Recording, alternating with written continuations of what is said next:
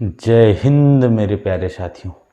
नमस्कार, मैं शशांक आप सभी का स्वागत करता हूं एक बार फिर से आपके प्यारे YouTube channel math with Shashank में। साथियों, प्रतिशत की आज ये अपनी तीसरी क्लास है।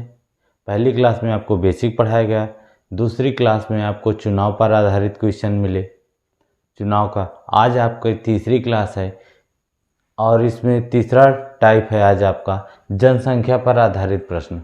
प्रतिशत से जनसंख्या पर आधारित भी प्रश्न आपसे पूछता है, तो इसको कवर करेंगे आज की क्लास में। और आय और व्यय पर भी कोशिश करेंगे कि आज इसी क्लास में कवर हो जाए। तो चलिए साथियों, आज मैं आपको सिखाता हूं कि जैसे एक जनसंख्या पर प्रश्न पूछेगा तो कैसे पूछेगा और कैसे आप उसको लगाएंगे। ठीक है। जनसंख्या में क्या होती है, या तो वृद्धि होती है या तो कमी होती है। जैसे कोरोना काल में बहुत ज़्यादा लोग मर रहे थे, तो अगर उस समय गणना की जाती तो जनसंख्या में हो सकता है गिरावट भी आ रही होती। तो अब यहाँ पे जो वृद्धि और कमी दी जाएगी आपको प्रतिशत में दे दी जाएगी।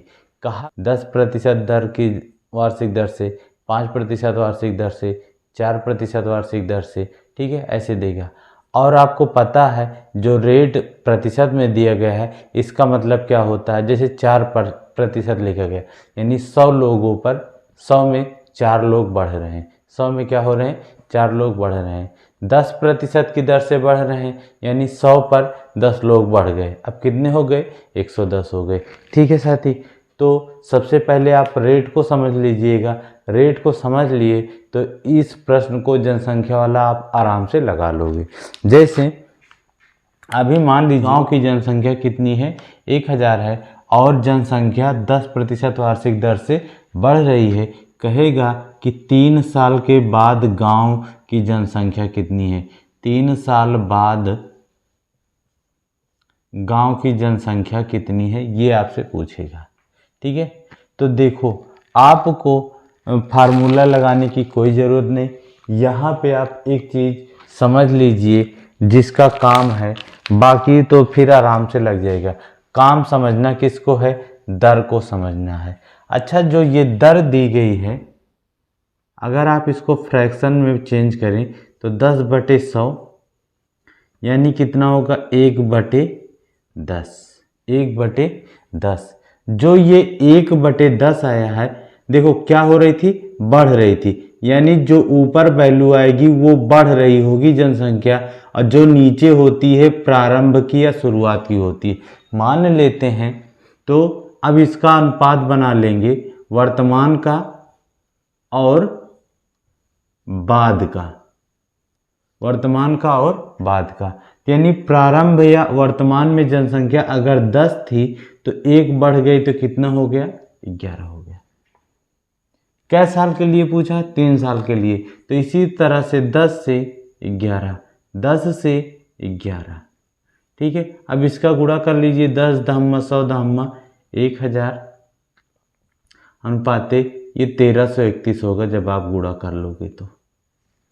और जो वर्तमान में जनसंख्या थी 1000 थी, यानी 1000 अनुपात का वैल्यू 1000 है, तो 1 की वैल्यू 1 आ जाएगी। 1331 का पूछेगा तो आप 1331 से गुणा कर दोगे 1 में, कितनी आ जाएगी, 1331। 3 साल बाद गांव की जनसंख्या कितनी हो जाएगी भैया, 1331 हो गई। समझे। एक और आपको समझाता हूँ, एक और पे समझ लीजिए। जैसे दूसरे एग्जाम्पल से गांव की अब एक चीज जानते हैं, वर्तमान जनसंख्या को हम P से लिखते हैं और बाद वाली जो जनसंख्या होगी उसको हम A से लिखते हैं। जैसे आप मूलधन मिश्रधन में पढ़ते हैं, चक्रवृद्धि ब्याज साधारण ब्याज में ना, P को मूलधन कहते हैं और A को मिश्रधन कहते हैं। मिश्रधन क्या होता है, जब ब्याज और मूलधन दोनों जुड़े होते हैं, जो रुपया बढ़ा के मिलता है। तो यहाँ पे जो संख्या दी गई है, वर्तमान जनसंख्या जो दी गई उसको हम P से व्यक्त करते हैं, वो 1000 है। जनसंख्या 10% की दर से बढ़ रही थी। 3 साल के बाद गांव की जनसंख्या आपसे पूछा था, तो रेट को हमने फ्रैक्शन में चेंज किया 1/10, यानी अब ये जो नीचे आया है वो P का मान है और ऊपर हमारा ब्याज आ गया। तो जब मूलधन में जुड़ जाएगा 1 तो 11 वो मिश्रधन यानी बाद वाली जनसंख्या आ गई। 3 साल के लिए था तो 3 बार ऐसे लिख लिए, 10 साल के लिए होता तो 10 बार लिख लेते। जैसे एक क्वेश्चन और आपको एक एग्जांपल समझाते हैं। जैसे वर्तमान जनसंख्या एक गांव की है 8000, कितनी है 8000 है, ठीक है भैया। और 5% वार्षिक दर से क्या हो रही है, बढ़ रही। किस दर से बढ़ रही है, तो पूछा है कि 3 साल के बाद गांव की जनसंख्या क्या होगी। 3 साल के बाद उस गांव की जनसंख्या कितनी हो जाएगी, कितने साल के बाद, 3 साल के बाद। तो अब आप आराम से समझो, आपको काम कुछ भी नहीं करना है। अभी इसका हम फार्मूला भी बता देंगे आप कैसे लगाएंगे। अब आपको काम क्या करना है, रेट को लेना है। रेट जो दी गई है 5%, फ्रैक्शन में बदलेंगे तो 5/100, 20 एक 5 एकम 5, 5 दूनी 10, यानी मिश्र वर्तमान और बाद P और A का अनुपात आ गया। जो नीचे होता है वो हमारा P का मान 20 और ये 1 बढ़ रहा है, यानी A का मान कितना हो गया 21। कै साल के बाद पूछा था, 3 साल के बाद पूछा था, तो यानी ये 3 बार होगा, 20 से 21, 20 से 21, ठीक है भैया।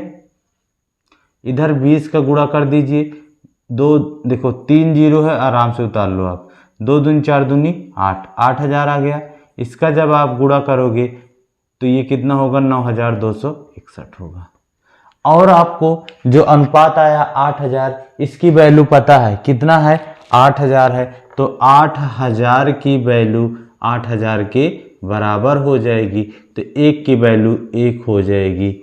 तो 9261 का मान पूछेगा तो गुणा कर देंगे 9261 से, तो 9261 आ जाएगा। 3 साल के बाद गांव की जनसंख्या कितनी हो जाएगी, 9261 हो जाएगी। समझ गए भैया।